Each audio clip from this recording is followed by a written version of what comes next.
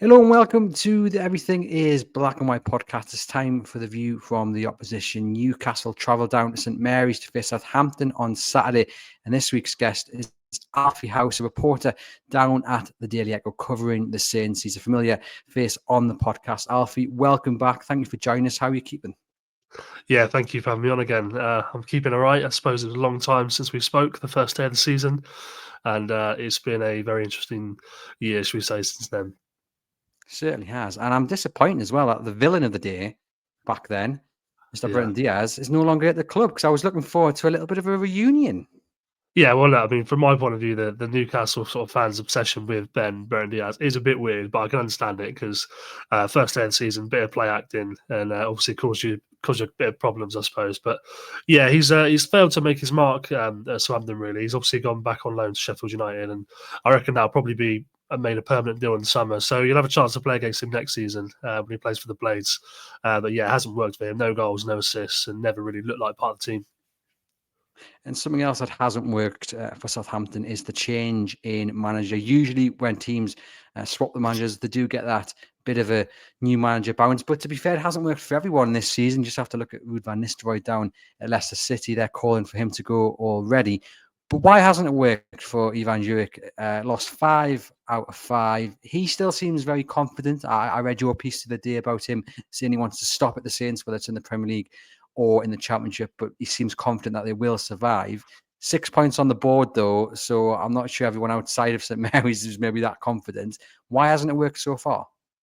No, I don't think Ivan thinks that Saints are going to survive. I think he's well aware of the fact they're not going to. I mean, it doesn't take a genius to work that out. I think you've been a little bit harsh. They had a 45-minute new manager bounce against West Ham before they lost 1-0 at home. So there was a small bounce. But to be fair, the one key reason why it's not doing well is because it's the players. So I think that Ivan has improved the team defensively. They look more of a threat going forward. They have more chances. They take more shots. On set pieces, they're better. They didn't score a set piece all season. They scored 2 under Ivan Juric. So they've improved. But ultimately, the players aren't good enough. There are certain players who are, obviously, you're going to talk about Tyler Dibling, I'm sure. The guys at the back, Jan Bednarek, I think, is a good player. They've got a couple others in there, Matty Fernandez in midfield. But ultimately, they haven't got enough goals and they're not good enough in either box. So I think whoever took the job, whether it was David Moyes, Graham Potter, Danny Roll, Carlos Corberán, I think everybody was going to struggle. And that was one of my worries about sacking Russell Martin now and bringing a new manager in, is if you want that new manager to stay next season, there's a long time between December and May. And, a lot of fans are going to grow sick and tired of that manager as well because it wasn't going to work for anybody. And how are the fans feeling about Juric? I mean, given the fact that he has yet to pick up a victory, but are they with the understanding of the reasons that you've just explained? It's not really to do with the manager, it's more to do with the players, and whoever had come in would have struggled anyway. I think so. I think they understand because, I mean, if you look at the replies to that piece I said today, I think most people are happy that he wants to stay and they would like to see him in the Championship next season. I mean, a lot of the criticism was directed towards Russell Martin. He got a lot of it because of the way they played and because of the fact they kept making mistake after mistake, and it was always the same mistakes. And I think people felt that a manager's job is to adapt to the players you have, and he didn't do that. Obviously, he had his principles. But once it's not improved after he's gone, you start to look upwards and downwards. So I think the players are now starting to, the fans are starting to now look at the players and think, all right, well, you weren't good enough. And they're looking at the board as well. And Southampton have changed their chairman, who was one of the owners. So they've got rid of him and they brought a different person as a technical director if they can get it done. So I think they're recognising there are problems all over the pitch rather than just on the manager. I think that's going to be the case for the rest of the year. I saw a stat the other day. It's 17 goals conceded by Southampton via errors that they've made. Is that something that the manager's starting to eradicate, or is that something that's still very much within their game? I think it's starting to be eradicated in the sense that they don't play out the back anymore in the same way. I mean, for the first sort of 10 of those were just passing it straight to, I mean, on the opening day of the season, Alex McCarthy passed it straight to Alexander Isak. He puts the ball into the box. Jolinton scores 1-0 loss in a game that we felt we should have won or got something out of. And then that continued.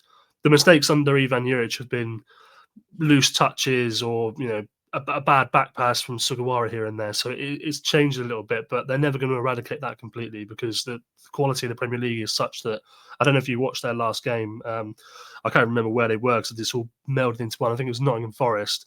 Forest had about, I don't know if you're into XG, but they had about 0.16 XG in the first half, and they scored 3 goals because they had 3 shots from outside the box and every single one of them went in. And that's just the Premier League all over. Southampton can't do that. They need about 10 chances to score, and that's why it's been different this season. Well, I read that, like I said, I read that piece that you did with the manager, and he was talking about how he would have expected more points, and he named a few games, including that Manchester United one, which obviously Southampton were leading till very late on, only to lose the game. Is he right in his assessment that there's been such an improvement that actually, when you look at the games that he has taken part in and that he has ultimately lost, he could be forgiven for thinking we should have picked up more points from them? Yeah, I mean, particularly that Man United one. That's the flattest I've ever felt after a game at Old Trafford. Not because I picked up potentially 6 points on the way up on a really bad car journey, but because they were so good for 75 minutes. I mean, so good. They deserved to beat Man United. They were, Tyler Dibling was making aggressive runs, and Matty Fernandez creating chances left, right, and centre. They took one of their chances, and story of the season, Kamaldeen Sulemana absolutely brilliant with the ball, but then when it got to the final third, didn't do anything with it. And they collapsed in such a manner which I've never seen. And I didn't have Amad Diallo in my FPL team either, so it was a real double blow for me. But he's right about that. They deserve the point there. And then that Nottingham Forest, the last sort of 15 minutes, if you swapped the Man United last 15 minutes with the Nottingham Forest last 15 minutes, they'd won that game 4 or 5-0. But obviously they just can't put together a 90-minute performance at the moment. They just seem to let themselves down in key moments. And that's what I mean when I say they're not good enough in both boxes. Ultimately, you get the results you kind of deserve over the course of a season. They've got 6 points in 22 games, so clearly not good enough. And how easy is it for the manager to take that first 70 minutes against Manchester United, which they were very impressive for, and turn that into a positive, turn that into an example of what Southampton can be on their day? Or is it, like you said, absolutely gutting when you lose it in that fashion? Because it's a fine margin, isn't it? You can look at it one of two ways. And I'm just wondering how easy it's maybe been for the manager to use it as a positive rather than a negative. I think that's a brilliant question because that's exactly why I felt so flat. It's because, if they've been that good and still been, in the end, miles off the pace, where's the hope? How do you see the light at the end of the tunnel? And the former manager, Russell Martin, one of the things he always sort of claimed to do and was really good at was picking the positives out of things. And it got frustrating for fans because he would, Saints would be beaten 5-1 and he'd pick the positives out of it with the players. But he did that, just to try and make them develop and learn. And that's what worries me. Is Ivan's right about how positive it was for the first 70 minutes. But if I'm a player, while I like that for the manager because it means I'm not getting sort of lambasted in the way that I should be, I don't know if I'd be able to believe him. I don't know if I'd be able to go, do you know what? We were good for 75 minutes and let's move on. I think you'd just be thinking about the key moments again and that you've done it again. So for me, I imagine it's been really difficult for the manager, yeah. You mentioned there about not having the players to maybe survive in this league. Do you think the players in the dressing room look around and are saying, to each other, or at least, to themselves, yeah, maybe we haven't got the characters or the quality to survive? Or do you think they've got the leaders, at least in the dressing room, to kind of shut that noise and opinion out? Another good question. I think that they've also got Aaron Ramsdale, who I reckon Aaron Ramsdale's probably had a good look around the dressing room at some point this season and thought, yeah, we've not got enough like me, really. The captain has been nowhere to be seen this season because he's been sent off twice for violent conduct and given an extra ban for sort of swearing at the referee. I mean, he was actually suspended for about 43% of their first 25 games of the season, which is staggering stuff. And he's been injured ever since. So there's been a vacuum of leadership. Flynn Downs and Taylor Howard-Bellis were the leaders on the pitch last season, but truthfully, both of them have struggled in the Premier League. Jan Bednarek has sort of stepped up, but again, Jan Bednarek's been relegated before. Jan Bednarek's not a top half Premier League player. So I feel like, that leadership is in the rest of the group is young. Like I mentioned, Matty Fernandez, Tyler Dibling, Kamaldeen Sulemana, Adam Armstrong, Cameron Archer have never really done it in the Premier League. There's not a lot of players who can look in the mirror and go, I'm definitely good enough. Like a lot of them could be and should be, but none of them can probably go, I'm definitely good enough, apart from Ramsdale. So I do wonder, like you say, in the dressing room, does that sort of just seep in a little bit? And maybe that's part of the reason why they can't hold on to leads. They've conceded more goals in the last 15 minutes of Premier League games than anybody else this season. You won't be surprised to hear. I think that's got to be part of it. I think the mood inside the dressing room, it's just fascinating. I'd love to be a kind of a fly on the wall, because Southampton have won just one of the last 35 Premier League games, and they've also won just one of the last 13 Premier League games against Newcastle.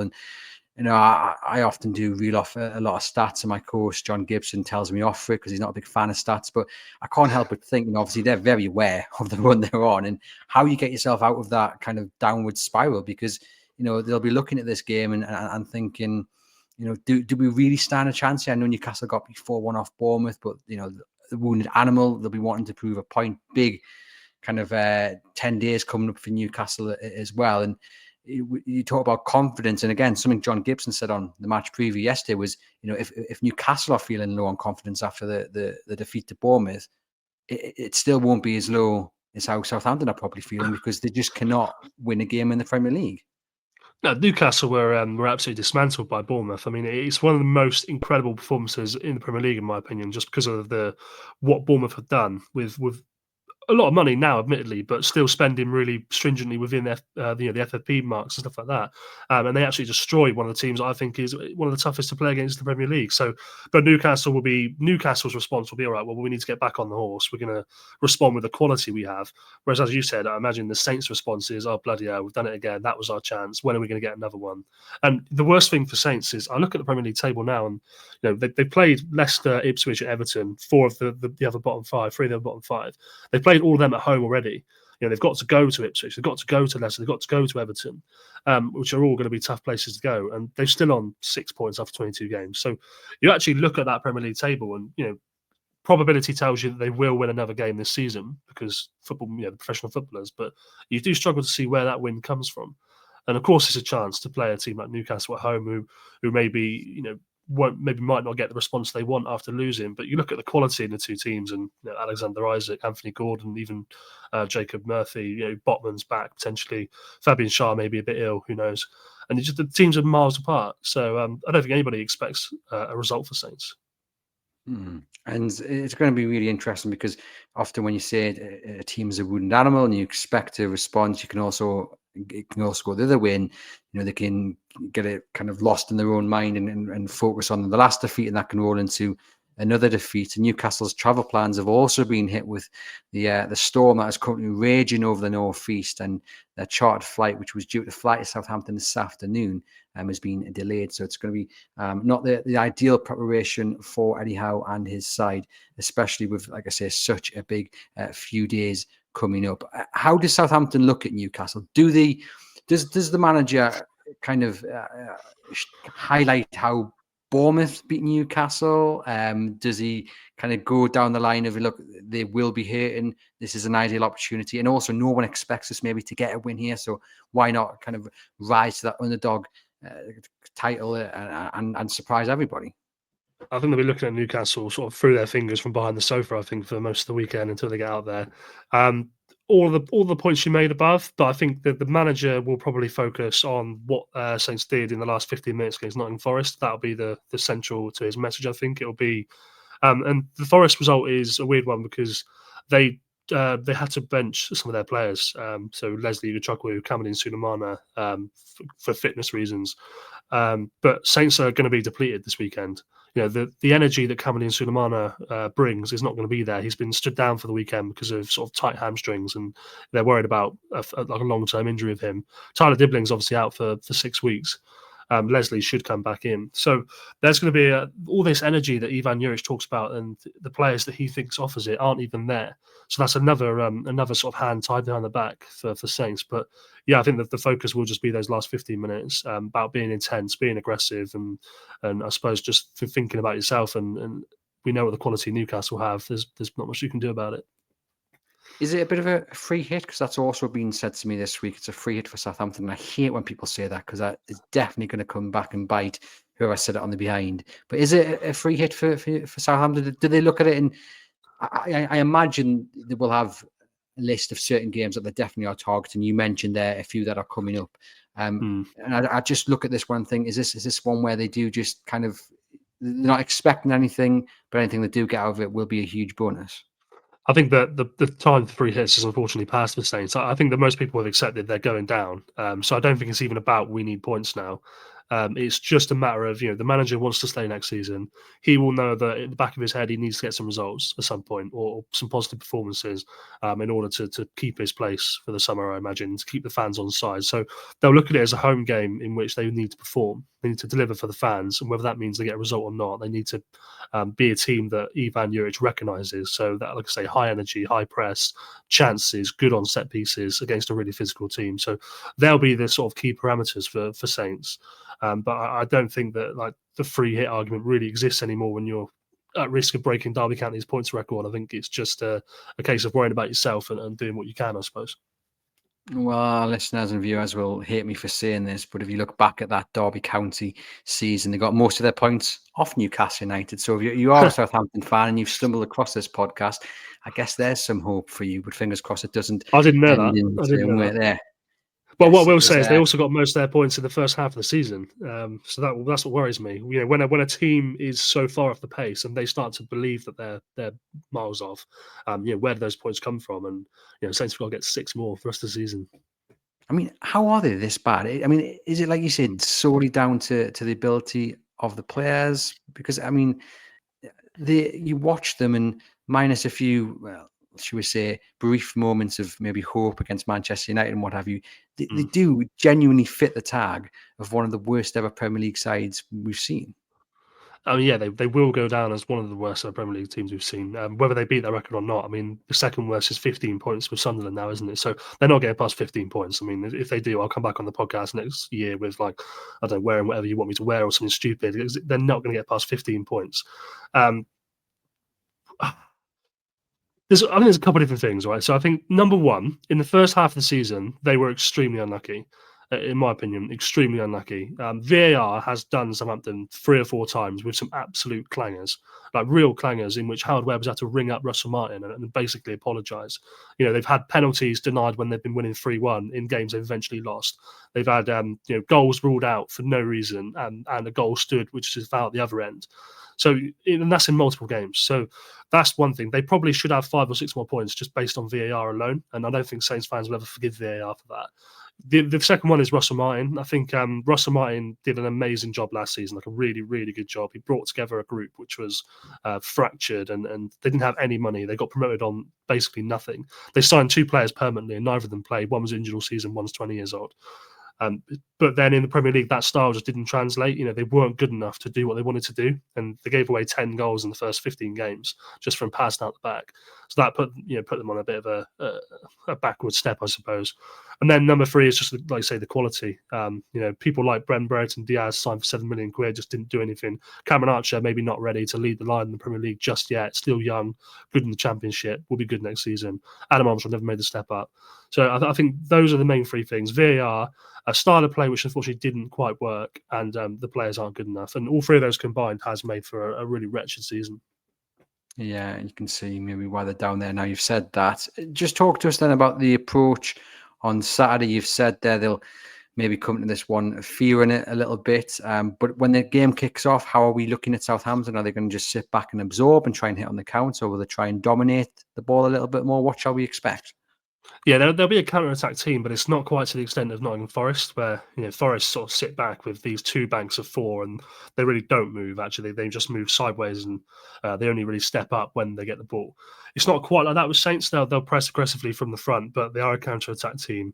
As I said, they're missing their 2 starting attackers in Tyler Dibling and Kamaldeen Sulemana, so it might be a case of Matty Fernandez and Adam Armstrong up front, which isn't the paciest. It's not the quickest. Leslie Ugachukwu and Joe Rebo in the midfield. They'll try and add energy, but again, they're not the most energetic. So I don't quite know what to expect from Saints this weekend, if I'm being totally honest with you. I should also mention Aaron Ramsdale's a doubt for the game. Aaron Ramsdale picked up a bit of a hip injury in training this week, and he's got a late fitness test today, whether he's available. So yeah, you'll see a different team to what you saw with Russell Martin. It'll be less of the ball, it'll be counter-attack, but they might just lack those sort of key elements of making that work in terms of pace, in terms of energy. So yeah, we'll have to see. Going to be interesting because I think really Newcastle United probably would have would rather Southampton try and dominate and then allow them to hit on the counter, because obviously they want to just get rid of the memory of Bournemouth as quickly as possible. And I still feel like they're working into being that team who are comfortable with the majority of possession. And we've seen in recent weeks during that 9-game winning run that they started to look a lot more comfortable on the ball. But then we saw Bournemouth really do a number of them, closing out the outlets at the back, really pressing high, getting in the face, high intensity. And that really did a job on Newcastle. But are we expecting the same? Can we expect any intensity off Southampton at all in terms of kind of similar to how Bournemouth did? Yeah, the dream approach for Ivan and for the players is that it is high intensity, it is pressing from the front, it is sort of players running themselves into the ground and coming off after 60 minutes. So that's the game plan. That's the game plan. I just have doubts whether they can do it with some of the key personnel that they're missing. So what's the biggest weakness then of Southampton? I suspect we might be here all day. So if I'll we say, can give me one. how long have you got? I mean, what's the biggest weakness? Mentality for me. I think that they're and I've said this on Total Saints podcast that I do every week, which is my jumper at the moment. It's harsh, but I do think they're soft. And it's not like I don't want the players to think I'm having a go at them or anything, but they've proven to be soft in 2 Premier League seasons. They do roll over in games. They get hammered a lot more than other teams, and they give up leads more than other teams. And that, for me, is the barometer of mentality, isn't it? In games in which they deserve to win, they still find a way to lose. They still find a way to give it up. And I think that's the biggest issue. When the pressure's on, they just can't handle it. So I think that's the biggest weakness for me. But there's loads of other weaknesses as well, unfortunately, just in terms of both boxes. The quality, it's not quite there. And maybe that belief as well. I just don't think they have that belief anymore. And if you think you're going down and it's kind of accepted as it appears to be, that's really difficult as well, because then you're then looking at players who want to be here for next season, who want to be on the journey to bring them back up. And I mean, how many of those players are actually in the dressing room that you think are now kind of playing for the future at Southampton rather than playing for their future elsewhere? Yeah, good question again. Last time they were relegated, I think basically about 2/3 of the squad knocked them off some Lions' door and said they want to leave in the summer. But in the end, only sort of 4 or 5 or 6 did. So I think at the moment there'll be probably a lot of people who have sort of eyes and minds on going somewhere else, but you don't actually know if that's going to happen. And they've got a lot of players who I think that will be incredible next season. I mean, Adam Armstrong, obviously a Geordie lad, scores 20 odd goals a season in the Championship without fail. Cameron Archer is very similar. So they've got Jan Bednarek is brilliant, Taylor Bellis is brilliant, Flynn Downs is brilliant at the Championship level. So they've got players who they want to keep together, and I think that the good thing for them is someone like Newcastle was going to pay 55 million quid for Tyler Dibling, maybe Tottenham, Leipzig, Man United, whoever it is, in the summer, which is a massive shame. He's a lovely lad, brilliant player, obviously academy graduate, but really, so you can't keep hold of those.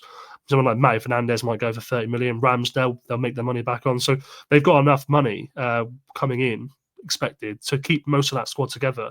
So I think, for me, it's trying to keep as many of those players happy as possible. And I think, although the manager is being really honest with them and he's not telling them things that they need to hear for the sake of it, he's telling them, what they've done wrong and trying to put it right. I hope that they like that approach, and I hope they see that he's got a project and want to stay next season. There's so many players who will do a good job in the Championship. Interesting you mentioned Ramsdale, because someone has told me that he's very much on the radar of Eddie Howe for the summer, which is quite interesting, because there's always a big speculation about the future of the goalkeepers at Newcastle United, as there has been over the last 6 weeks or so.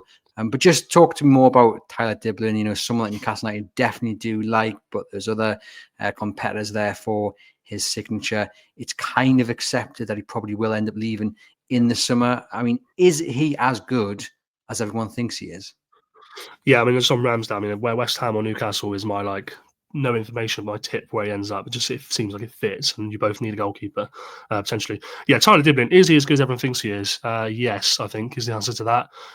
He is obviously only 18 years old. He's really quite raw at the moment, and I think maybe the one thing in his game he probably needs to work on is just that looking up while he's on the ball and just seeing more of what's around him in those sort of phases of play. Because at the moment he's very much get the ball, take it as far as I can, and then have a shot. Whereas I think he needs to open up that game to sort of take it through a few players and then think there's someone else in a bit of space who's a better option here. But in terms of, his command of the ball is brilliant. His left foot is just fantastic. He's got a little bit of a knack for getting in the right area in the box. and he's physically strong as well. He's grown a lot in the last year. I mean, I've watched a lot of him for the 21s. I've spoken to him a lot of times playing for the academy sides, and he is quite a shy, quiet lad. He's really self-assured. Like he knows that he's good, but he doesn't need to tell everyone about it. So I think mentality-wise, he's going to be okay. And he's physically big. He's really talented. So I can't see any reasons why he won't make it. He plays for obviously England 21s at the moment. He'll definitely play for England if he keeps on this trajectory. And I think Saints will get that 55 million price tag. I'm pretty sure, because he's a good player. And someone like Newcastle, I'm not trying to flog him to anybody because I'd like him to stay, but it feels like a good fit with Eddie Howe. You bring in young English players like Lewis Hall, and they do well. They fit in. Obviously, Tino Livramento we know about at Southampton, so that seems like a nice fit. But then there's loads of other options. He's not going to be short of suitors. Southampton have got a contract on him until 2027, so it's not a case of it has to be a fire sale. If they don't get the offer they want, they'll keep hold of him, and that works for everybody. One to watch there. Another stat coming your way then. Southampton have lost each of the last 5 Premier League home games, failed to score in any of the last 3. In their league history, they've never lost 6 in a row at home, nor have they ever lost 4 in a row without scoring. So some history they will want to avoid there. Another stat as well coming your way. Before I ask you which player you're fearing most, Alexander Isak has scored in each of his last 4 Premier League away games, with no Newcastle player ever doing so in 5 in a row. He's also scored 13 goals in just 12 Premier League appearances against promoted sides, netting a hat-trick against Ipswich Town the last time out. So preempting your answer, which Newcastle United player are you fearing the most? Well, I was really hopeful that Isak would go on to break the Premier League record, to be fair. So I think we get 9 in the end, off of 11. So a really actually close run. And it's always nice when those sort of records are broken, isn't it? And for most goals in a row in matches, sorry. Obviously Isak is the obvious answer because I think he's the best player. He's a top level striker, and I hope you qualify for the Champions League just to keep hold of him. I don't want him going Arsenal or anything like that. But I do think this could be a game for Anthony Gordon. Just coming up, I presume he still plays on the right, does he? Or does he start on the left? He'll be starting out on the left. Jacob Murphy's on the right, and hopefully Newcastle can make the numbers where they'll buy a new right winger. But anyway, Anthony Gordon. He's had a strange kind of season, been a bit up and down the last few weeks. Especially in that 9-game win, when he looked like himself of old, but against Bournemouth he was particularly poor. So I think again he'll be one of those with a point to prove this Saturday. Well, that right-hand side of defence for Saints, Yuki Sugawara, he can't defend. He's an attacking defender. He doesn't know how to defend. And James Bree is a little bit static, quite slow on that right side. So that left is going to be a place for Newcastle to target. So, yeah, I mean, I'll go against the grain. I will say I think Anthony Gordon's going to have he might be the star of the show. I wouldn't be surprised to see him get a goal and assist and really win the game for Newcastle. And from our point of view, hopefully you are correct. And just remind the ladies and gents that this episode is sponsored by NordVPN. Do hit the link in the podcast description box to get a very special discounted offer exclusive to our listeners and viewers of the Everything is Black and White podcast. 1 subscription is able to be used across 10 devices. Keep yourself protected and help support the podcast as well. All that remains to be done then, Alfie, is to get your score prediction. How is this one going to go? Oh, bloody hell. I will, yeah, all right. I'm terrible at score predictions. We do them on the podcast every week. I can't remember what I said this week, but I'll go for a 3-0 win for Newcastle, because that's where this club has put me at this point. I'm predicting 3-0 losses at home. I hope you are correct. I think Newcastle United will win it, hopefully comfortably, but my head says 2-1, 2-0. I don't think it'll be as easy as maybe it should be, or as people are expecting it to be. I think that defeat to Bournemouth may have hurt them a little bit more than we'd like, but I think they will come out of it and set themselves up nicely for the game against Fulham, and then that League Cup semi-final second leg against Arsenal in the not too distant future as well. Thank you very much, Alfie, for popping on to the podcast and providing the insight into Southampton to you guys watching and listening. Please hit thumbs up, hit subscribe, get into the comments. I'll get back to you. Leave us a rating and review on the podcast channel. Remember to get your NordVPN plan as well. And for myself, I will see you back on Monday for the Monday show.